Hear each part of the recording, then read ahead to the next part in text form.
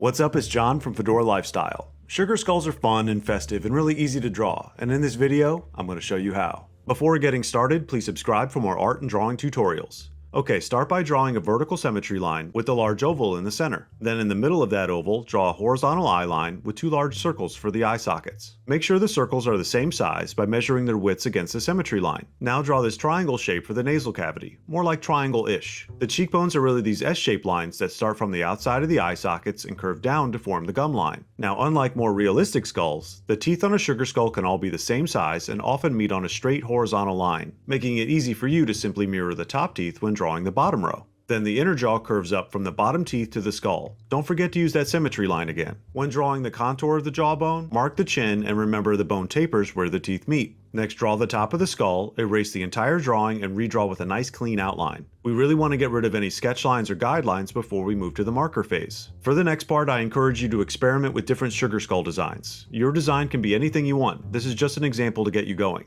Now, inside the eye sockets, I drew this 6-petal daisy design with a bit of room around the petals to fill the socket with black marker later on. Then around the eye sockets, I drew this little flower petal design. Moving up to the forehead, I drew a heart because this sugar skull has class, with a spider web design to the top of the skull. I got distracted, I'll finish the webbing in just a second. Now I drew parallel lines on the temples to emphasize the form of the skull, followed by flourish markings on the eyebrows and forehead. On the cheeks, I drew another semicircle daisy design, with little leaves and flourishes curving down toward the teeth. I added a second outline to the teeth to emphasize the gum line. Next, I drew a spider web and diamond on the chin, then finally remembered to finish the webs on the forehead. You can stop here if you only want a black and white sugar skull, but I decided to finish this drawing with markers. If you don't want to use markers, you can use any supplies you want. Okay, with acrylic markers, I prefer to start with fill colors before outlining the piece. This way you don't have to worry about absorbing the black paint in a lighter color marker. Anyway, I start with yellow for the flowers and diamond, then this fun bright pink color for the heart and cheekbones. I use green for the leaves and flourishes, blue for the temples, then move to a wide black marker for the main outline.